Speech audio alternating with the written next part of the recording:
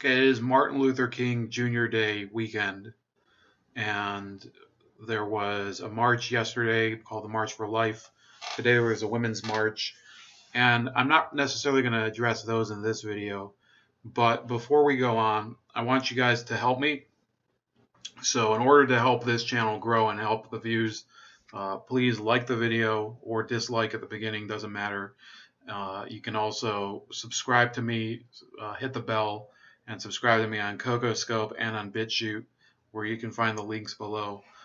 So one of the ways that I relate to Martin Luther King Jr. weekend is that it's kind of the one day a year where Americans miss the opportunity to really address the problems that are going on in our country. Somebody actually made the point a week ago. I don't remember where or on what show or in what context that it kind of doesn't make any sense that children get the day off from school on Martin Luther King Jr. I think it was actually Joe Walsh, who's kind of this right-wing radio guy who's from Illinois. He said that if anything, you should keep kids in school on Martin Luther King Day, discuss King's lessons and beliefs. And I think that's a valid point. The thing is, I would never complain about getting a day off from school. I hated school, and almost everything I've learned is from basically things that I go and explore through my own interests or something. Obviously my professional training came from the university. So, Martin Luther King Day, I think a lot of the main points are being missed. And one of the problems is that we sort of sanctify his memory, which, every person who passes away, if you're a religious person, their spirit should be elevated by the living. But I'm saying that they sanctify his memory by basically denying a number of embarrassing details about his life. And also, one of the problems that goes on, so one thing is that they make him out to be a perfect person, which he wasn't. I don't think he would have claimed to be a perfect person. I do believe that the evidence has shown that he did engage in a number of affairs, but I don't think that tarnishes the type of work and message that he promoted, because I think ultimately his message to Americans, his message to other people around the world, was to change injustice through showing the contradictions in the system that is holding you down. Certainly I think that the memory of his counterpart, Malcolm X, is definitely not followed. But what are we going to talk about right now? There is a video that has sparked a lot of controversy over this weekend of these teens in Washington, D.C., taunting this Native American protester who was chanting and banging on his drum. And there's now talk of these teens getting expelled. So let's watch a video, and then we'll discuss this. I'll give kind of my viewpoint on it and why I think that this is not really a story that necessarily is relevant to Martin Luther King Day, but I think it shows the message we've missed, even though he's been gone for, I believe it's 51 years now. It was meant to be a time for Indigenous people to be seen and heard. But this viral video taken during Friday's rally in Washington has sparked outrage and confusion. The video appears to show dozens of youths wearing Make America Great Again hats, mocking Native American elder and Vietnam veteran Nathan Phillips, many jeering and others looking on. I was there singing, and I heard them saying, build that wall, This is indigenous lands. We're not supposed to have walls here. We never did. For millennium. Some of the youths may be from Covington Catholic, an all-male high school in Kentucky, although it's not clear if everyone in the crowd was from the school. The Diocese of Covington saying in a statement, the matter is being investigated and we will take appropriate action up to and including expulsion. It's unclear how the event started. Tonight, some wondering how this peaceful rally became a sad display of disrespect. Tammy Leitner, NBC News.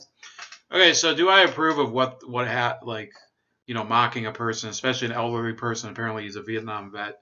No, I would certainly not do that. Even if I actually used to go. There's a there's a protest every year at the baseball stadium downtown, Progressive Field, where the American Indians protest against the Cleveland Indians mascot. And initially I used to go just because I was trying to film and see exactly what the goings on there, but were there. But the first time I went, you did see people walking up to these Indians, including a very elderly guy who's now, I think he's been convicted of fraud, but Robert Roca. And they were basically saying openly racist crap to his face. So unfortunately, I think that Native Americans don't get the due courtesy that they should get when they're protesting peacefully. I rarely, if ever, see anyone who's a Native American protester harassing people. It's usually the other way around. So I don't approve of people just going and disrespecting an elderly person. But what they're talking about now is actually expelling this kid from school. You can see the kid in the frame. Even though in reality, did he commit a crime? No, he didn't, and he never touches the person. He never from the film, it doesn't actually seem like he says anything to the guy. So it's very disrespectful. It's discourteous and everything. But I don't believe that this is an incident that merits kicking you out of a school. And the other thing is that you have to remember that just like the American Indians have a right to protest, and they do, people have the right to go up and mock them. It's not a good thing for our country that people hold opinions that are crude and I guess ignorant, but they have the right to hold those opinions. You have a right, for example, to like horrible entertainment. When I was a kid, I used to watch Jerry Springer every day. It was my favorite show to watch when I was usually leaving school before I was allowed to. It was probably, I think Jerry Springer was on at 3 p.m. and I'd usually cut the last period of class and go home and watch it. And my mom would come in and say, "Why are you watching this trash?" And eventually she'd probably just sit down and watch it with me because it's basically like watching a car crash.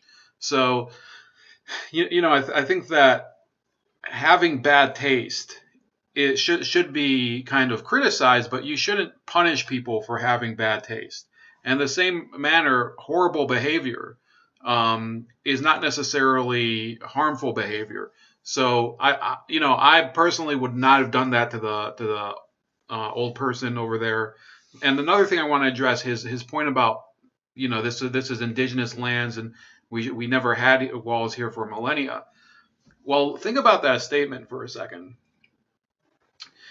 The societies that ended up becoming more powerful and expanding around the world are not the ones that are similar to Native American societies, with all due respect. And partly it is because they became more sophisticated in their war making capabilities. You can see that in the Far East, in China, and to a certain extent in South Asia. If you study history, you can see that those people who decided not to develop their civilization into a more militaristic and robust society, they did. This isn't a right or wrong or proposition. This isn't a morality position. It's simply a statement of fact.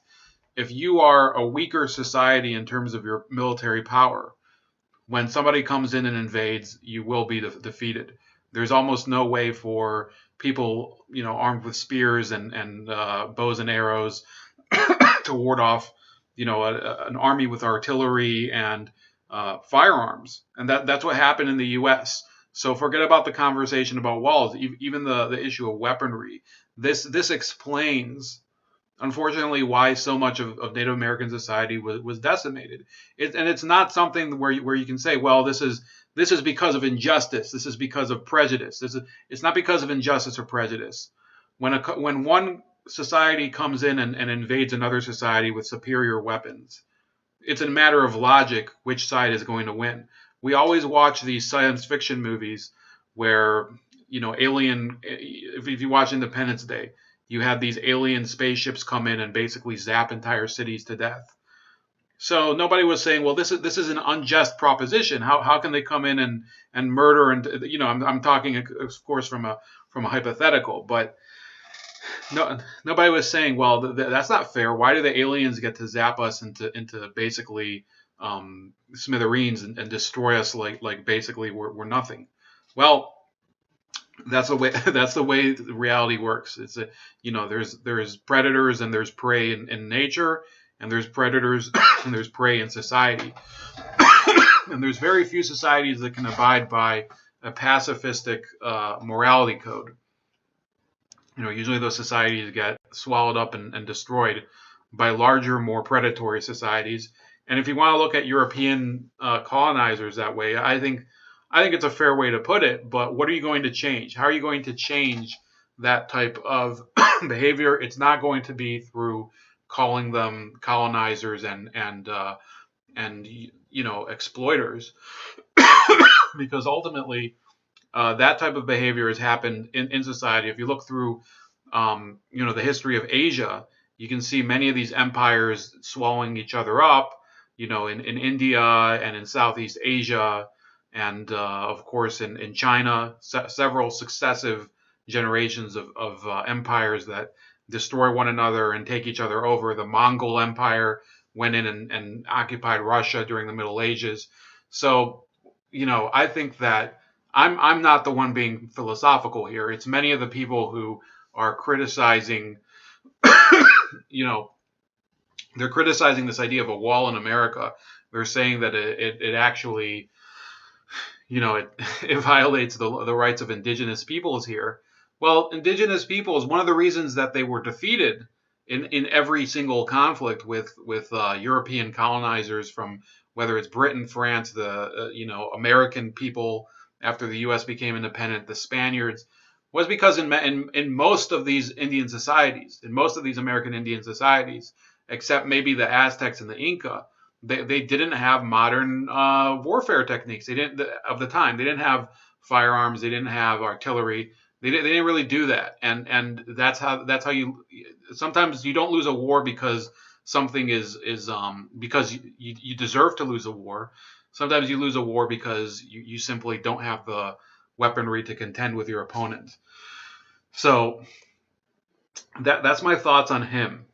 And I don't think it merits expelling a kid from a school to do something like this at a rally and just behave kind of like a dork, like an asshole. Of course they seem to be MAGA people. I don't think that if you look at all of the people who do obnoxious things in high schools over the past 3 years, and you want to single out only the MAGA people, I think that you would start to expel a lot of kids for virtually nothing. What does it help a person to kick them out of school for doing something that is A, not a crime, and B, is simply kind of bad behavior? And it kind of reminds me of, this is the country that we live in, where people think that racial issues are the biggest problem, but they're not.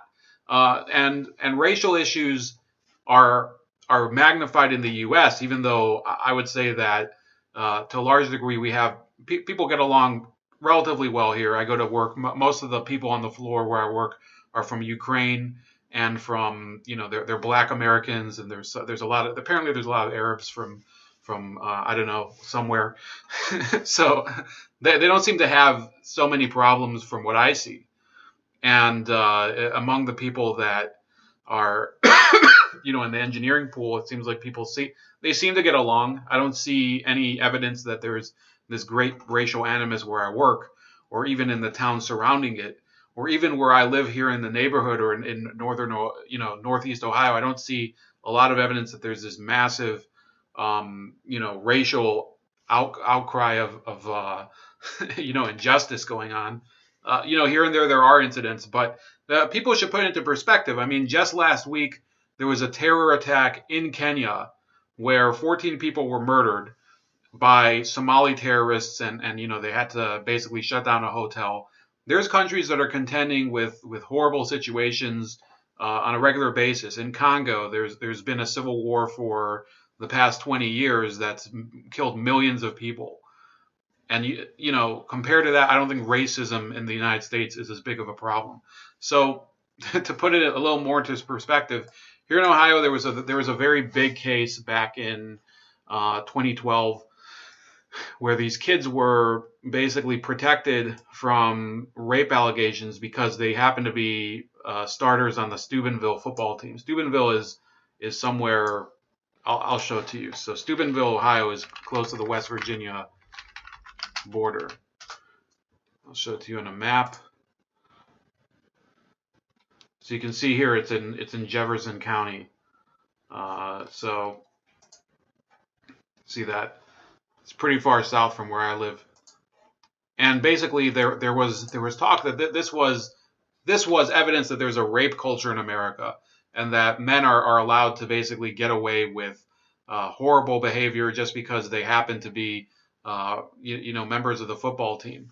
But the reality is that it's not that they got away from this from first of all, they didn't get away in the end, but they didn't get away from their responsibilities necessarily because there's a rape culture. They got away because the people around them, the town around them, they valued these kids more than the woman that they ended up raping. It was just it's an unfortunate situation. You had two of these guys, Trent Mays and Malik Richmond. One of them happened to be white, the other one black.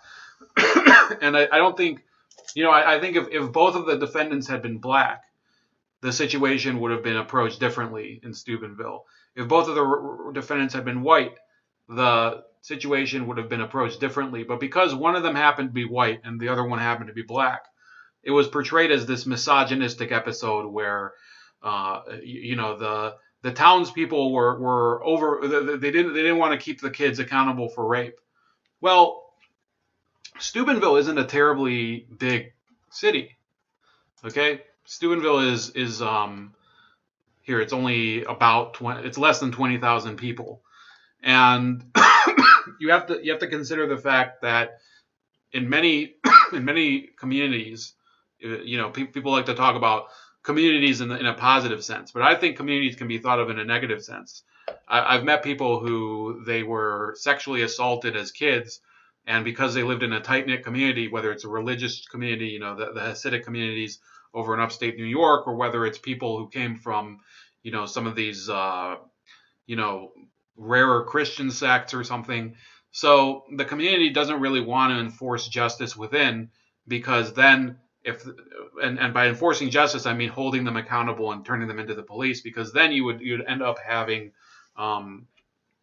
you would end up having like outside scrutiny brought in. People would start to judge them by the standards of the rest of society, and the stigma would be created.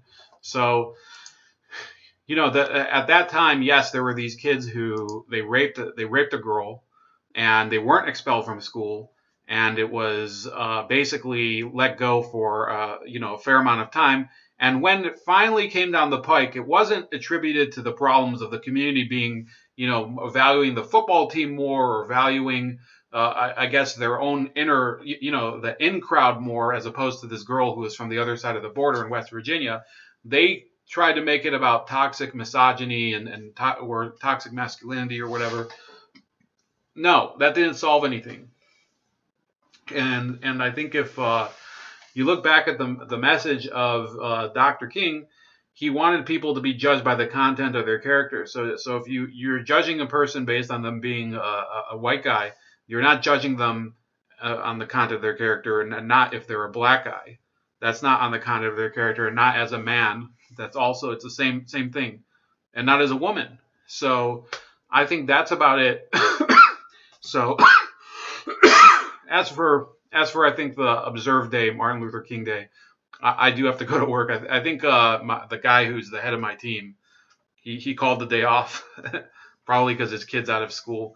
So I don't. I mean, I'm wondering if they're not even going to discuss the day because they happen to be not from. They're not American anyway. So it's kind of like a missed opportunity every year to discuss, the individual rights of every American, and that's what Dr. King was fighting for. He was fighting for the individual rights of Black people in the South, as well as Black people all around the country. And ultimately, I think, I've seen quotes of his, and I'll try to post one in the links where he's talking about all people having the same universal human rights and civil liberties. So please like this video, subscribe to my channel, share the video, and also follow me on all of the social media links over here behind me, and most of them are in the description as well. And enjoy your weekend, and I hope Martin Luther King Day was meaningful to you as well.